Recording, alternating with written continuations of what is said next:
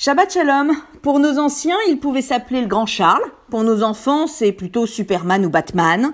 Et pour les Hébreux dans le désert, c'était apparemment Moïse. Aujourd'hui, vous avez compris, je vais vous parler de la question de l'homme providentiel. L'absence de Moïse, pourtant temporaire, va entraîner la faute absolue du peuple d'Israël, la fabrication d'une idole, un veau d'or censé, dans le meilleur des cas, remplacer Moshe dans son rôle d'intermédiaire avec Dieu, ou dans le pire des cas, devenir en soi le nouveau Dieu d'Israël.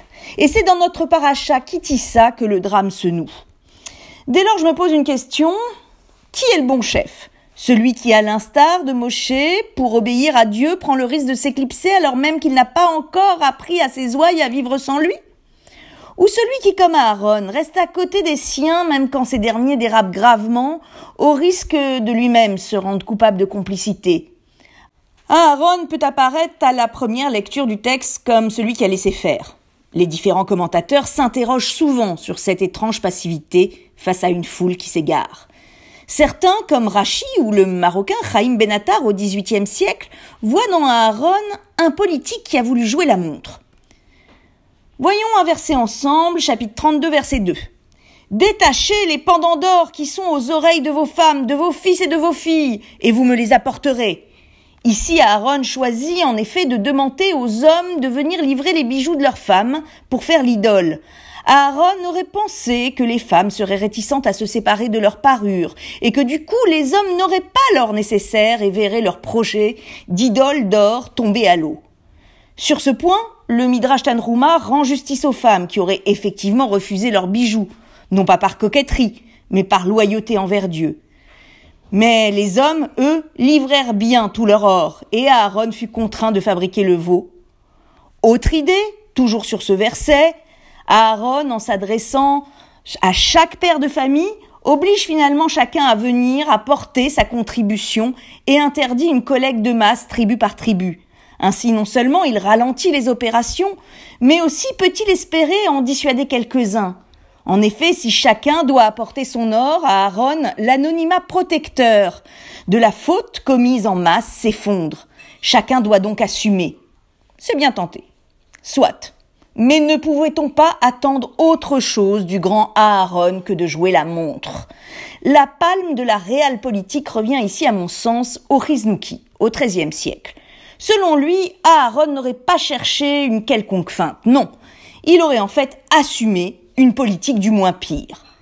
Aaron ne s'est pas nommé calife à la place du calife. Il aurait craint, en faisant cela, sans ordre de Dieu, d'être contesté par la population et de la voir ainsi se diviser entre les pour et les contre. Dès lors, le veau d'or lui aurait semblé un moindre mal. Mais qu'est-ce donc alors un bon leader ? Aaron qui évite la guerre civile en acceptant de mettre en sourdine ses propres convictions pour maintenir l'unité ? Ou Moshe, sauvant ce qui peut l'être, mais aussi tranchant littéralement dans le vif, ne faiblissant jamais face à la loi.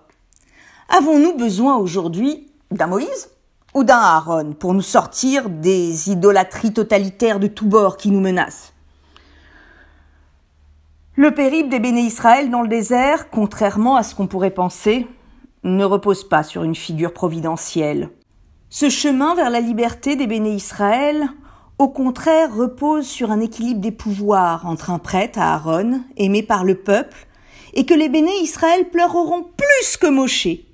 Et d'un autre côté, Moshe, un chef légitimé par Dieu, mais aussi craint et parfois trop parfait pour bien comprendre son peuple.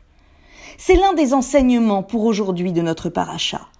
Ne pas combattre une idolâtrie par une autre idolâtrie, celle qui nous ferait nous reposer entièrement sur un être providentiel, faire peser entièrement notre identité sur une personne, un objet, et allons même, soyons un peu provocateurs, même sur une terre promise.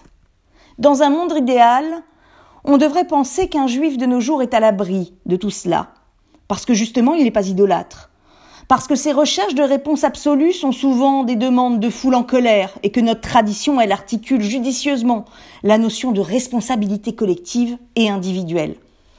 Regardez, dans un minyan, le collectif s'impose. Mais chacun dans le collectif exerce une responsabilité susceptible de faire basculer l'ensemble. Cela nous enjoint à savoir fonctionner ensemble en additionnant la responsabilité de chacun sans jamais la confondre dans un anonymat disculpant. Seulement voilà, nous ne vivons pas dans un monde idéal. Telle la génération du veau d'or, la peur parfois peut nous pousser à crier avec la meute, à croire qu'il existe un animal politique qui pourrait écarter le danger en attendant de meilleurs jours.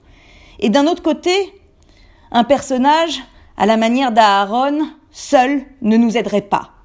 Rechercher la paix en tout point est une chose, ménager la paix civile à tout prix en est une autre. En fait, à l'image des Hébreux qui avaient autant besoin de Moshe que d'Aaron pour fonctionner, nous avons aussi besoin de trouver un équilibre entre la loi et l'empathie. Moshe et Aaron, l'un ne peut pas être un bon chef sans l'autre.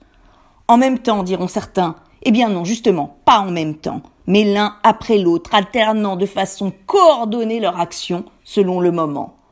On aime parler d'une justice, d'un pouvoir qui avance sur ses deux jambes, mais pour être à l'équilibre, chaque pied doit être prêt à se mettre en retrait pour laisser avancer l'autre et inversement. Sans quoi on ne marche pas, on saute à pieds joints.